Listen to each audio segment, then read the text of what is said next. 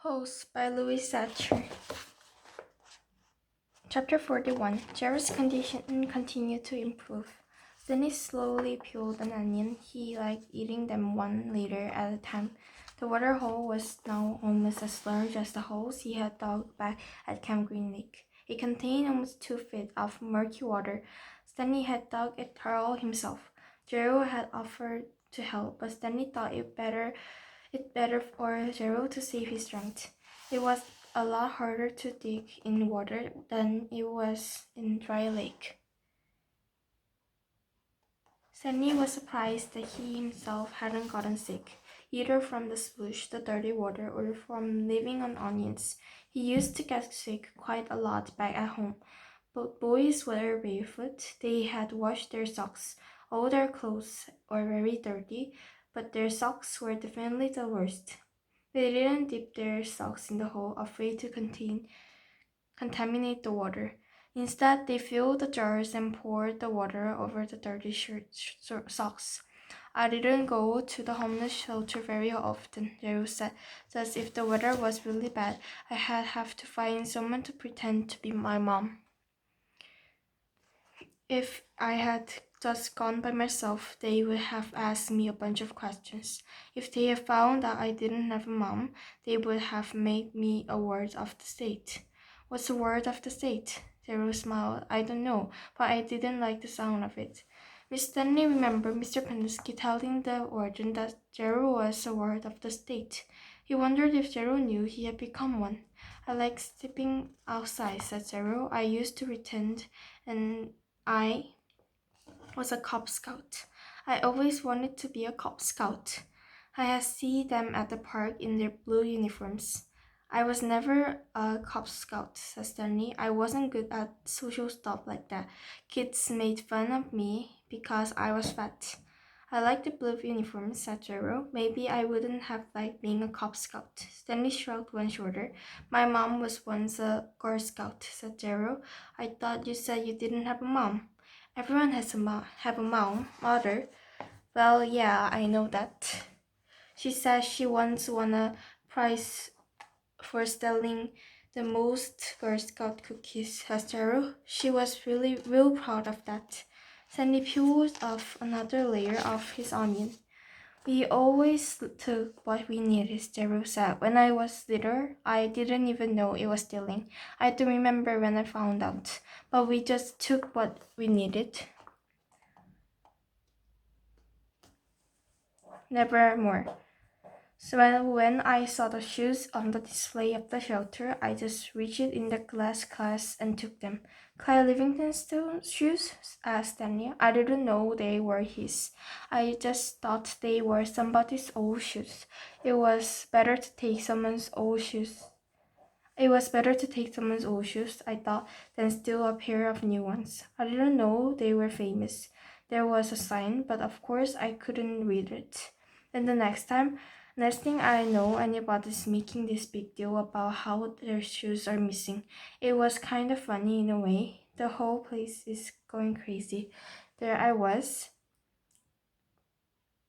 wearing the shoes, and everyone's running around saying, "What happened to the shoes? The shoes are gone." I just walked out the door.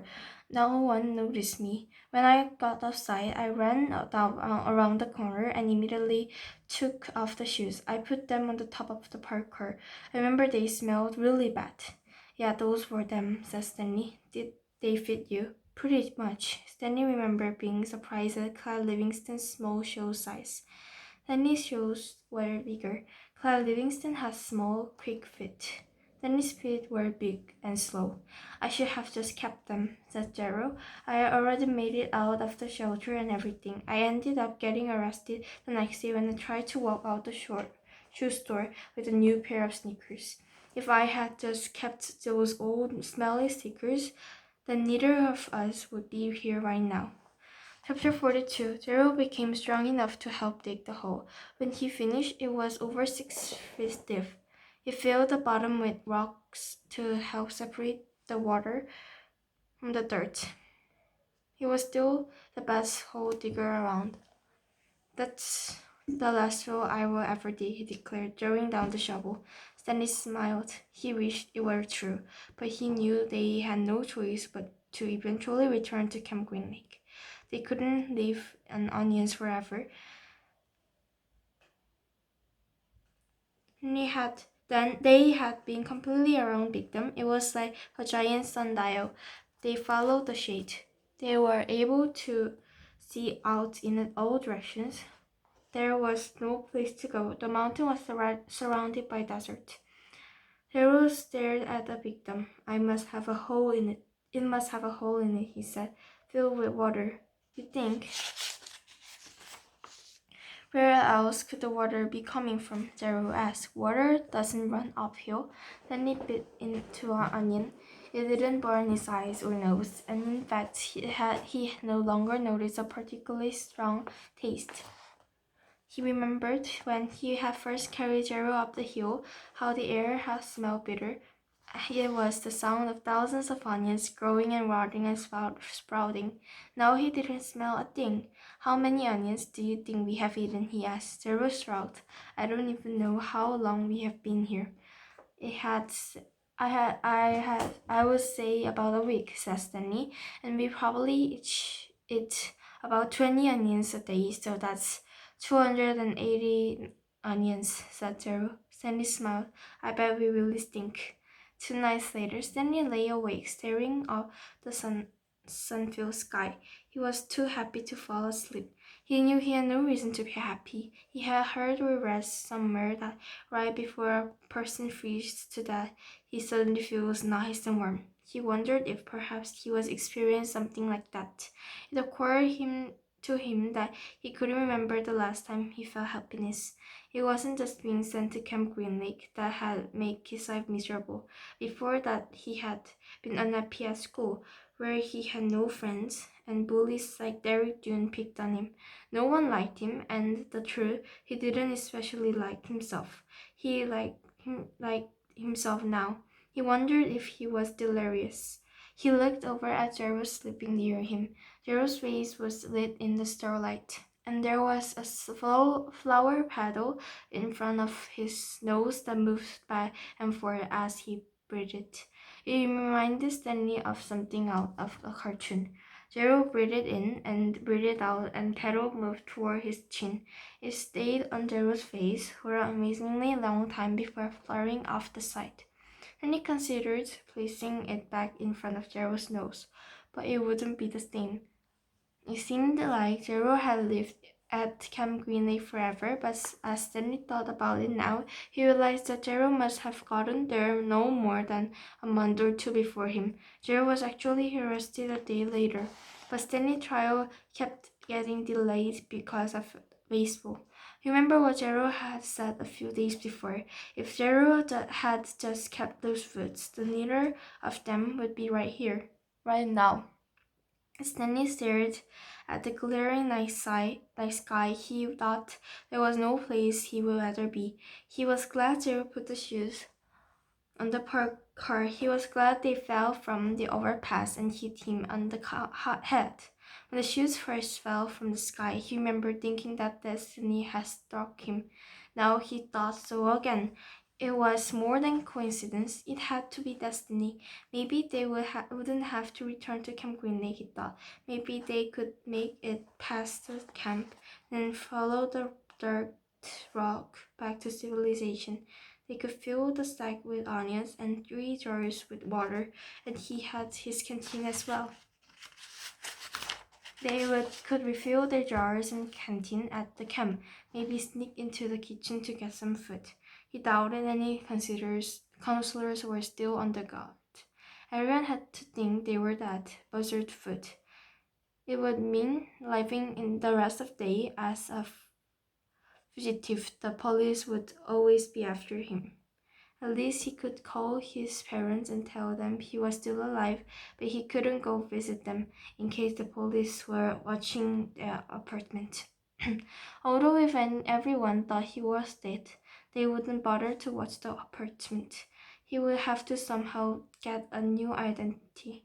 Now I'm really thinking crazy, he thought. He wondered if a crazy person wondered if he's crazy. But even as he thought this, and even crazier idea kept popping in his head. He knew it was too crazy to even consider. Still, if he was going to be a fugitive for the rest of his life, he would have to have some money, perhaps a treasure chest full of money. You're crazy, he told himself. Besides, just because he found a lipstick container with KB, that doesn't mean there was treasure buried there. It was crazy. It was all part of his crazy feeling of happiness, or maybe it was destiny. He reached over and shook Zero's arm. Hey, Zero, he whispered. Huh? Zero murmured. Zero, wake up. What? Zero raised up his hand. What is it? You want to dig one more hole? Stanley asked him. We weren't always homeless, Zero said. I remember Yellow Room. How old were you when Stanley started to ask, but couldn't figure out the right route? Moved out. I don't know. I must have been real little because I don't remember too much. I don't remember moving out. I remember standing in the crowd, my mother singing to me. She held my wrist and made me clap together. She used to sing the song to me, that one you sang. It's different though. Zero spoke slowly, as if searching his brains for memories and clues. And then later, I know we lived on the street, but I don't know why we left the home. I'm pretty sure it was a house and not an apartment. I know my room was yellow. It was late afternoon. They were resting in the shadow of the dome. They had spent the morning picking onions and putting them in the sack. It didn't take long, but long enough so that they had to wait another day before heading down the mountain. They wanted to leave at first hint of daylight, so they have plenty of time to make it to Camp Green Lake before the dark. Stanley wanted to be sure he could find the right hole. Then they would hide by it until everyone went to sleep. They would dig for as long as it seemed safe, and not a second longer. And then, treasure or no treasure, they had head out the dirt road. It was actually safe. They had tried to steal some food and water from the camp kitchen. I'm good at sneaking in and out of the place, Zero had said. Remember, Stanley had warned. The door to the rec room squeaks. Now he lay on his back, trying to save his strength for the long days ahead. He wondered what happened to Zero's parents, but he didn't ask. Zero didn't like answering questions. It was better to just let him talk when he felt like it. And he thought about his own parents. It was in her last letter. His mom was worried that they might be evicted from their apartment because of a smell of burning sneakers. They could easily become homeless as well.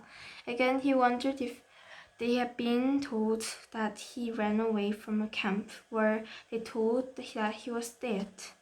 An image appeared in the head of the parents, hugging each other, crying. He tried not to think about it. Instead, he tried to recapture the feelings he had had the night before. The inexplicable feelings of happiness, the sense of destiny, but those feelings didn't return. He just felt scared. The next morning, they headed down the mountain. They had drowned their caps in the water hole before putting them on their heads. Zero had the shovel and Stanley carried the sack, which was crammed with onions and the 3 jars of water. They left the pieces of the broken water on the mountain. This is where I found the shovel, Stanley said, pointing on the patch of the weeds. Zero turned and looked up toward the top of the mountain. That's a long way. You are light, Stanley said.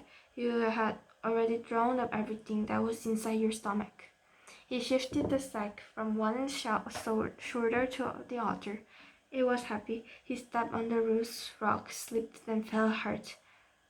The next thing he knew was sliding down to the steep side of the mountain. He dropped the sack, and onions spilled around him. He slid into a patch of weed and grabbed onto a thorny vine. The vine ripped out of the earth, but slowed him enough so that he was able to stop himself. Are you all right? Zero asked from above. Stanley groaned as he pulled the thorn out of his palm of his hand. Yeah, he said. He was all right. He was worrying more about the jars of water. General climbed down after him, retrieving the sack along the way, and he pulled some thorns out of his pant legs. The jars hadn't broken, the onions had protected them. Like story from packing material. Glad you didn't do that when you were carrying me, Zero said. They had lost about a third of the onion, but discovered many of them as they continued down the mountain. When they reached the bottom, the sun was just rising above the lake. They walked directly toward it. Soon they stood on the edge of the cliff, looking down on the dry lake bed. Stanley wasn't sure, but he thought he could see the remains of the Mary Lou off in the distance. You thirsty? Stanley asked. No, said Stanley. No, said Gerald. How about you? No, Stanley lied. He didn't want to be the first one to take a drink. Although they didn't mention it, it had become a kind of challenge between him and Gerald. They climbed down into the frying pan. It was a different spot from where they had climbed up. They eased themselves down from the ledge to another and let themselves slide in other place, being especially careful with the sack. Henry could no longer see the Mary Lou, but headed in what he thought was the right direction. As the sun rose, so did the familiar haze of heat and dirt. You thirsty? Gerald asked. No, said Cindy, because you have 3 full jars of water, said Gerald. I thought maybe it was getting too heavy for you. If you drink some, it will lighten your load. I'm not thirsty, said Stanley, but if you want drink, I will give you some. I'm not thirsty, said Gerald. I was just worried about you. Listen, I'm a camel, he said. They walked for what seemed like a very long time and still never came across the Mary Lou. Then he was pretty sure they were heading in the right direction. He remembered that when they left the boat, they were headed toward the setting sun. Now they were heading toward the rising sun. He knew the sun didn't rise and set exactly in the east and west, but more southeast and southwest, but he wasn't sure how that made a difference. His throat felt as if it caught it with sandpaper. You sure you're not thirsty? He asked. Not me, said Gerald. His voice was dry and raspy. When they finally take a drink, they agreed to do that at the same time. Gerald, who was carrying the sack, set it down and took out 2 jars, giving on to Stanley. They decided to save the canteen for last since it couldn't accidentally break. You know I'm not thirsty, Stanley said as he unscrewed the lid. I'm just drinking so you will.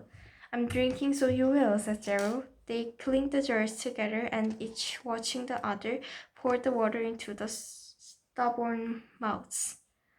Gerald was the first to spot the Mary Lou, maybe a quarter miles away and just a little off to the right. They headed toward it. It wasn't even noon yet when they reached the boat. They sat against the shady side and rested. I don't know what happened to my mother, Gerald said. She left and never came back. And they peeled an onion. She couldn't always take me with her, Gerald said. Sometimes she had to do things by herself. She had told me to wait in a certain place for her. When I was real little, I had waited small areas like on porch step or doorway. Now don't leave here until I get back, she had said. I never liked it when she left. I had a stuffed animal, a little giraffe, and I had hugged it whole time she was gone. When I got bigger, I was allowed to stay in bigger areas, like stay on the block or don't leave the park. Even then, I still hadn't held Jaffy, and I guessed that Jaffy was the name of their giraffe. And then one day she didn't come back, Gerald said. His voice sounded suddenly hollow. I waited for her at Lansing Park. Lansing Park, said Stanley. I've been there. You know the playscape? Asked Gerald. Yeah, I've played on it. I waited there for more than a month, said Gerald. You know the tunnel that you crawl through between the slide and swinging bridge. That's where I slept. They ate 4 onions ate a piece and drank about half a jar of water. Stanley stood up and looked around. Everything looked the same in all directions. When I left camp, I was heading straight toward Bigdam, he said. I saw the boat off to the right, so that means we have had to turn a little to the left. Jerry was lost in thought. Well, okay, he said. They headed out. It was Danny's turn to carry the stack. Some kids had a birthday party, Jerry said. I guess it was about 2 weeks after my mom left. There was a picnic table next to the playscape and balloons were tied to it. The kids looked to me the same age as me. One girl said hi to me and asked me if I wanted to play, even though it wasn't their playscape. There was this one mother who kept staring at me like I was some kind of monster. Then later, a boy asked me if I wanted the piece of cake. Then the same mother told me, "Go away." And she told all the kids to stay away from me. Though I never got the piece of cake, I ran away as so fast I forgot Jeffy. Did you ever find it? For a moment, Zero didn't answer. Then he said he wasn't real. And he thought again about his own parents. How awful it would be from to never know if he was dead or alive. He realized that how Zero must have felt, not knowing what happened to his own mother. He wondered why Zero never mentioned his father. Hold on, Zero said abruptly.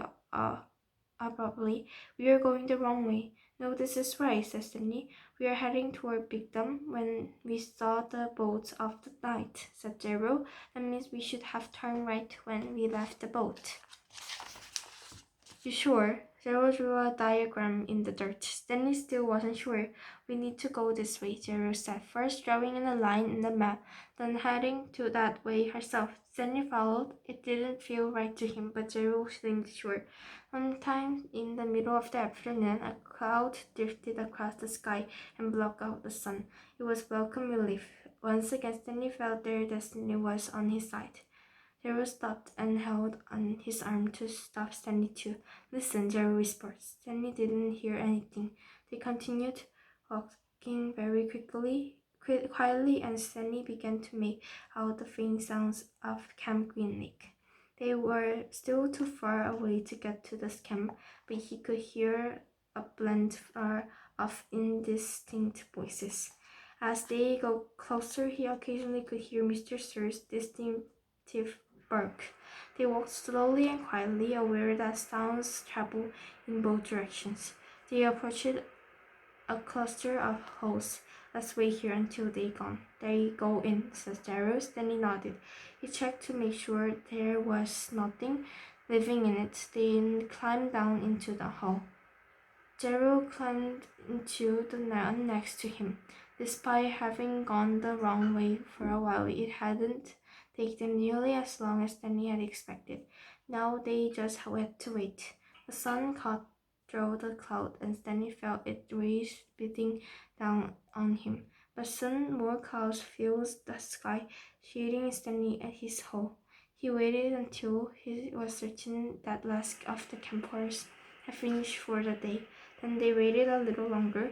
As quietly as possible, he and Gerald climbed up of their holes and crept toward camp. And he held the sack in front of him, cradled in his arm, and sat over his shoulder to keep the jars from clanking each other. A wave of terror rushed over him when he was the compound, the tents, the rec room, the Warrens' cabin under the 2 oak trees. The fear made him dizzy. He took a deep summoned his courage and continued. That's the one, he whispered, pointing out the hole where he found the gold tube.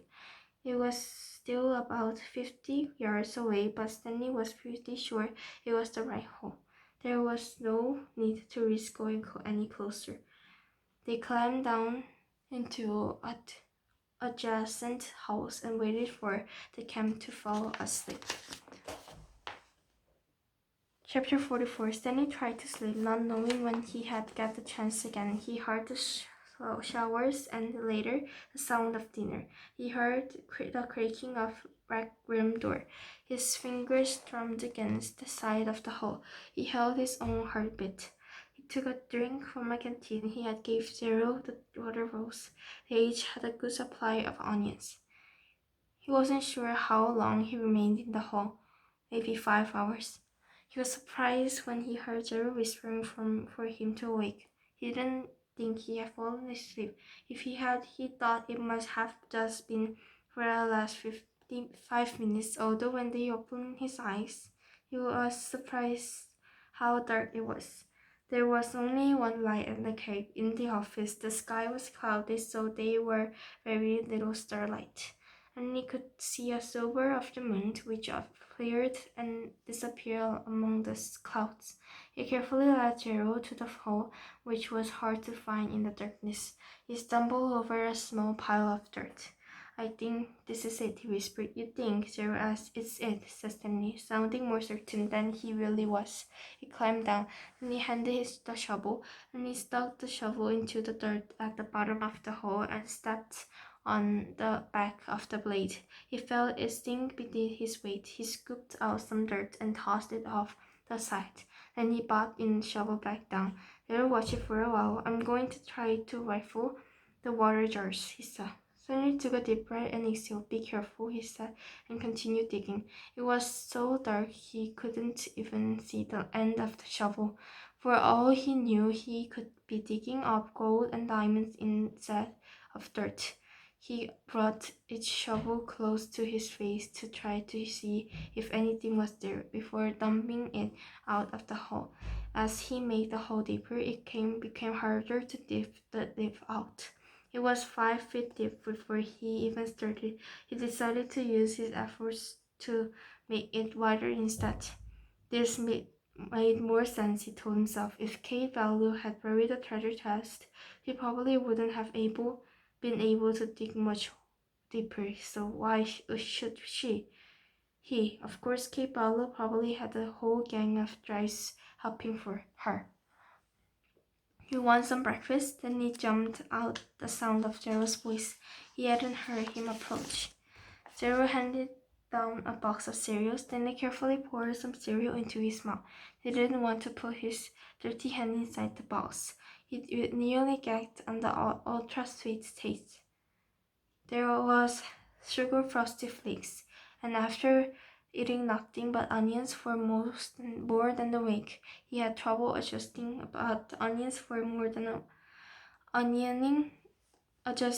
to the flavor. He washed them down with a swig of water. Zero took over the diggings, then he lifted his fingers through the fresh piles of dirt.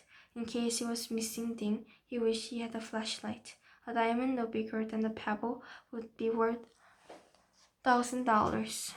Yet there was no way he had seen it. They finished the water that Zero had gotten from the speak up by the showers. Then he said he had to go fill the jars again, but Zero insisted that he do it instead. "No offense, but you make too much sound when you look. You're too big." Then he returned to the hole. As the hole grew wider, parts of the surface kept craving it. They were running out of the room. To make it much wider, they would first have to move some of the surrounding dirt piles out of the way. He wondered how much time they had before the camp workout. "How's it going?" Zero asked when he returned in the water, and he shrugged one shoulder. He brought the shovel down the side of the hole, saving the slice of dirt wall. As he did so, he felt the shovel bounce something hard. "What was that?"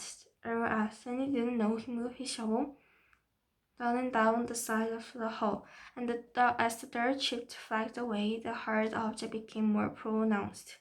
It was sticking on the right of the sound, about a foot and a half from the bottom. He felt it with his hand. "What is it?" Zero asked. She could just feel a corner in it.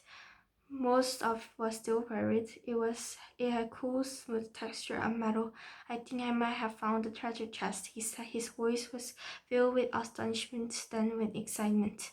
"Really?" asked Zero. "I think so," Stanley said. The hole was wide enough for him to hold the shovel, lengthwise, and dig sideways into the wall. He knew he had to dig very carefully. He didn't want the side of the hole collapsed, along with the huge pile of dirt directly above. He scraped the wall dirt until he exposed one entire side of the box-like object. He ran his fingers over it. It felt to be about 8 inches tall and almost 2 feet wide. He had tried to pulling it, but it wouldn't budge. He was afraid the only way to get it was to start back on the surface and dig down. They didn't have much time for that. I'm going to try to dig hole from underneath, he said. Then maybe I can pull it down and slip it up. Go for it, said Zeros. Then he jammed the shovel in the bottom edge of the hole and carefully began to dig a tunnel underneath the metal object. He hoped it didn't cave in. Occasionally he stood around and tried to feel the far end of the box, but even when the tunnel was as long as his arm, he still couldn't feel the other side. Once again he tried to pull it out, but it was firmly in the ground.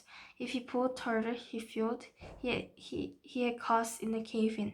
He knew that when he was ready to pull it out, he would have to do it quickly before the ground above it collapsed. As his tunnel grew deeper and wider and more precious, then he was able to feel latches on the end of the box. Then the letter handle. It wasn't really a box. I think it might be some kind of metal suitcase, he told Daru. Can you pry it loose in the shovel? Daru suggested. I'm afraid the side of the shovel will try to collapse. You might as well give a try, said Daru. Then he took a sip of water. Might as well, he said. He forced the tip of the shovel before the dart and the towel case had tried to wedge it free. He wished he could see what he was doing. He worked the end of the shovel back and forth, up and down, until he felt the suitcase fall free. Then he felt the dirt coming piled on top of it. But it wasn't a huge cave-in. As he knelt down the hole, he could try only a small portion of the art and had collapsed. Dug with his hand until they found leather handle. Then he pulled the suitcase out of the heart. I got it, he exclaimed. It was too heavy. He handed it out to Zero. You did it, Zero said, taking it from me. We did it, said Stanley. He gathered remaining strength and tried to pull himself off the hole. Suddenly a bright light was shining in his face. Thank you, said Warden. You boys have been a big help.